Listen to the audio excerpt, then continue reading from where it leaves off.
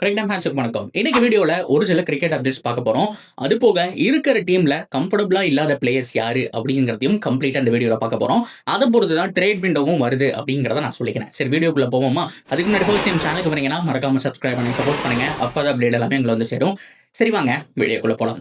So first of all cricket update. So Gautam Gambhir என்ன சொல்லியிருக்காரு அப்படின்னு நீங்க கேட்டீங்கன்னா, எங்களுக்கு இந்த கிரவுண்ட் ஸ்டாப்ஸை பிடிக்கல அப்படிங்கிற மாதிரி இங்கிலாண்டை சேர்ந்தவரை கழுவி ஊத்திருக்காரு. ஏன் அப்படின்னா பல்விதமான கோளாறுகளை பண்ணியிருக்காங்க. பொதுவாக பிச்சு தயார் பண்ண மாட்டேங்கிறாங்க, ஏகப்பட்ட இடையூறுகள் கொடுக்குறாங்கிற மாதிரி கௌதம் கம்பீர் கை நீட்டி சண்டை போடுற மாதிரியான ஒரு சில பிக்சர்ஸும் சோசியல் மீடியாவில் போயிட்டு இருக்கு.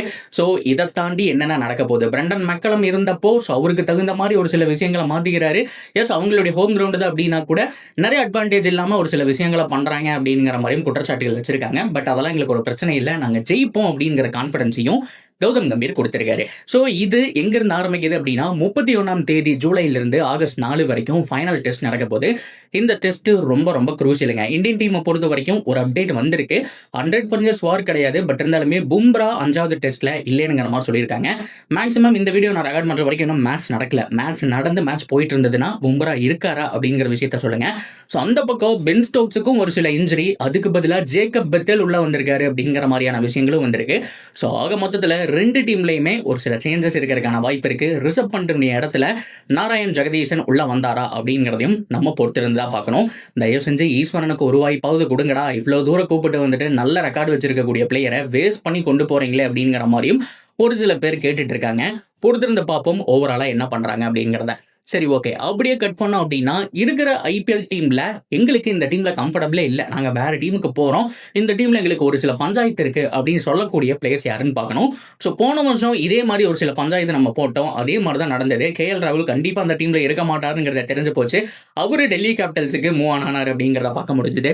ஆனா அது ஆக்ஷன்ல நடந்தது. இந்த தடவை டிரான்ஸ்ஃபர் விண்டோல நடக்கிறதுக்கான சான்ஸ் இருக்கு அப்படிங்கிறது தான். நம்பர் 1 என்னை பொறுத்த வரைக்கும் ஜெய்ஸ்வால் அண்ட் சஞ்சு சாம்சனை பொறுத்த வரைக்கும் ஆல்ரெடி இந்த டீம்ல ஏதோ ஒரு இஷ்யூ போயிட்டு இருக்கு. ஸோ நமக்கு தெரிஞ்ச பாலிடிக்ஸ் ரீதியா ஏதோ ஒரு பிரச்சனை இருக்குங்கிற விஷயம் தெரியுது. ரியான் பராக்கை ப்ரொமோட் பண்ண பாக்குறாங்க, பிரச்சனை இல்லை, நல்ல விஷயம் தான், ஒரு யங் டேலண்ட்டை ப்ரொமோட் பண்ணலாம். ஆனா இவருக்கு அந்த இடத்துல அங்கீகாரம் மறுக்கப்படுது. டீம் டிஸ்கஷன்ல அவர் வெளியில இருந்ததை பார்க்க முடிஞ்சது, ஏகப்பட்ட குளறுபடிகள் இருந்தது. அதனால ட்ரேட் விண்டோக்கு சஞ்சு சாம்சன் வராரு. இது நமக்கு தெரிஞ்சதான். சேம் ஜெய்ஸ்வாலும் அதே மாதிரி தான். ஜெய்ஸ்வால் மும்பை இந்தியன்ஸுக்கோ இல்ல மற்ற டீமுக்கோ போறதுக்கான சான்ஸ் இருக்குங்கிற மாதிரி பேசிட்டு இருக்காங்க. அவருக்கும் இந்த டீம்ல கம்ஃபர்டபிள் கிடையாது. ஸோ சூரியவன்சி அவங்க ப்ரொமோட் பண்ணிட்டாங்க. இன்னும் சில யங் டேலண்ட் வந்திருக்கு. துருவ் ஜுரேல் இருக்காரு, அது போக ரியான் பராக் இருக்காரு. அந்த டீம் ஓரளவுக்கு மிடில் ஆர்டர்ல செட் பண்ணி வச்சிருக்காங்க. ஸோ ஜெய்ஸ்வாலும் இருந்தா நல்லா இருக்குன்னு யோசிக்கும் போது அவருக்கும் இந்த டீம்ல அன்கம்ஃபர்டபுளா தான் இருக்கு. ஏனோ தானோன்னு தான் இருந்துட்டு இருந்தாரு லாஸ்ட் சீசன் அப்படிங்கிற மாதிரியான ரிப்போர்ட் வந்திருக்கு. மேக்ஸிமம் மும்பைக்கு மூவ் ஆன் ஆகிறதுக்கான சான்ஸ் இருக்கிற மாதிரி சொல்லிட்டு இருக்காங்க. அஃபீஷியல் கன்ஃபர்மேஷன் வர வரைக்கும் நம்ம எதுவும் முடிவு பண்ண முடியாது. இது ரூமர் தான் இருந்தாலும் பேசு பொருளா இருக்கு அப்படிங்கிறத நான் இந்த இடத்துல மென்ஷன் பண்ணிக்கிறேன். அண்ட் நம்பர் 2 ரிசர்வ் பண்ணிட்டு என்னதான் அந்த சீசன் ஃபுல்லா போராடி இருந்தாலும் ஃபைனலாக ஒரு செஞ்சுரி அடிச்சு முடிச்சிருந்தாரு. பட் இருந்தாலுமே டீம் ஓனருக்கும் அவருக்கும் ஒரு சில பஞ்சாயத்து இருக்கு. ஓனர் என்னதான் அவர்கிட்ட பேசினாலுமே அவருக்கும் அந்த டீம் மேல ஒரு சில விஷயங்கள் இருக்குன்னு சொல்லிட்டு இருக்காங்க. எஸ் அப்கோர்ஸ் மற்ற டீம் ஏதாவது ஒரு நல்ல ஆஃபர் கொடுத்து நல்ல கேப்டன்சி மெட்டீரியலா கூப்பிட்டாங்கன்னா ரிசர்வ் பண்ணி மூவ் பண்றதுக்கான சான்ஸ் இருக்கு.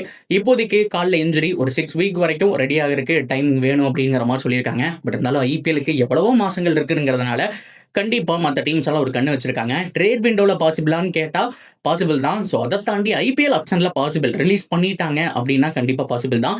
எல்எஸ்ஜி டீம் இவ்வளோ ஒரு அளவுக்கு நல்லா இருந்துமே அவருடைய பர்ஃபார்மன்ஸ் ரொம்ப புவரா இருந்ததும் ஒரு ரீசன். அண்ட் ஃபைனலாக ஒரு பர்ஃபார்ம் பண்ணார், கடைசி மேட்ச்ல பர்ஃபார்ம் பண்ணியும் லாஸ் பண்ணாங்க, அது ஒரு ரீசன். அது மட்டும் இல்லாமல் ஒரு டிசிஷன் எடுத்தார், ஸ்பிரிட் ஆஃப் த கேம் அப்படிங்கிற ஒரு முறையில பார்த்தோம் அப்படின்னா.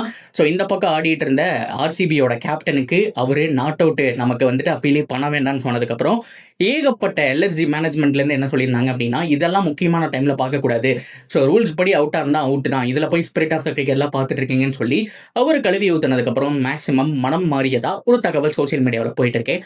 பொறுத்திருந்து பார்ப்போம். அண்ட் நம்பர் 3 ஆல்ரெடி நம்ம கேட்ட ஒரு 2 பேர் தான், ஈசான் கிஷன் அண்ட் வெங்கடேஷ் ஐயர். 2 பேருமே வெவ்வேறு டீம் இருந்தாலுமே கூட அந்த டீமுக்கு கரெக்டான அந்த பொசிஷன்ல டியூட்டி சரியா பண்ணலன்னு சொல்லி ஆகணும். வெங்கடேஷ் ஐயருக்கு இமாலய இலக்கணுங்கிற மாதிரி அவ்வளோ அமௌண்ட் கொடுத்து எடுத்தாங்க. பட் இருந்தாலுமே அவரும் ட்ரை பண்ணாரு, பேட்ல மாட்டல அப்படிங்கிறத ஒத்துக்கிட்டு தான் ஆகணும். அண்ட் ரகுவன்சி கம்மியான பட்ஜெட்டுக்கு எடுத்து சூப்பராக ப்ரொமோட் பண்ணி நல்லா ஆடிட்டு இருக்கிறதுனால வெங்கடேஷ் ஐயர் கண்டிப்பாக ரிலீஸ் செய்யப்படுவார். அவரை ரிலீஸ் பண்ணாதான் அவங்க கேகேஆருடைய ஆக்ஷன் வாய்ப்பும் ஆகட்டும், at the same time trade window வாய்ப்பு இருக்குன்னு சொல்ல முடியும். ஏன்னா பிக் பட்ஜெட்டை கையில் வேணும்னா வெங்கடேஷ் ஐயர் போய் தான் ஆகணும்.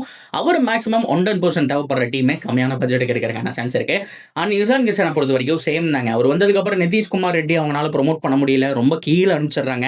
அவருக்கு டைம் கிடைக்க மாட்டேது, அடிச்சாட வேண்டிய சுச்சுவேஷன். கொஞ்சம் பொறுமையாக அவர் தட்டி போய் கடைசியாக ஃபினிஷ் பண்ணுற ஒரு ஸ்டேஜில் இருந்தார். ஆனால் அந்த இடத்த சாக்ரிஃபைஸ் பண்ண வேண்டிய சுச்சுவேஷன் வந்ததுனால நிதிஷுடைய பர்ஃபார்மன்ஸும் போராக இருக்கு. அவருடைய இடத்துல அவரும் சரியாக பண்ணல, இசான் கிஷனும் சரியாக பண்ணல. அப்படிங்கிற பட்சத்தில் 2 பேரில் யாரோ ஒருத்தர் போகிறாங்க. எனக்கு தெரிஞ்ச நிதிஷ்குமாரை பேக் பண்ணிட்டு இசான் கிஷனை மட்டும் ரிலீஸ் பண்ணுறதுக்கான சான்ஸ் இருக்கு. ஸோ ஏகப்பட்ட பிளான்ஸோட எஸ்ஆர்எஸ் வர போகிறாங்க. பவுலிங் கோச் அப்பாயின்மெண்ட் பண்ணியிருக்காங்க.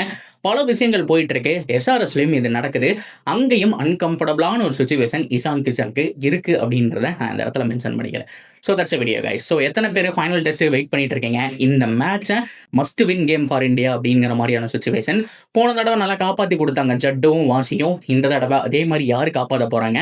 பும்ரா இருக்காரா இல்லையா? ஸோ எப்படி நடக்க போகுது? ஸோ உங்களுடைய ஒப்பீனியன் என்ன? நீங்கள் என்ன எக்ஸ்பெக்ட் பண்ணுறீங்க அப்படிங்கிற எல்லாத்தையும் தாராளமாக கமெண்ட் செக்ஷனில் சொல்லுங்கள். இதே மாதிரி இன்னொரு வீடியோவோட வந்து மீட் பண்ணுறேன்.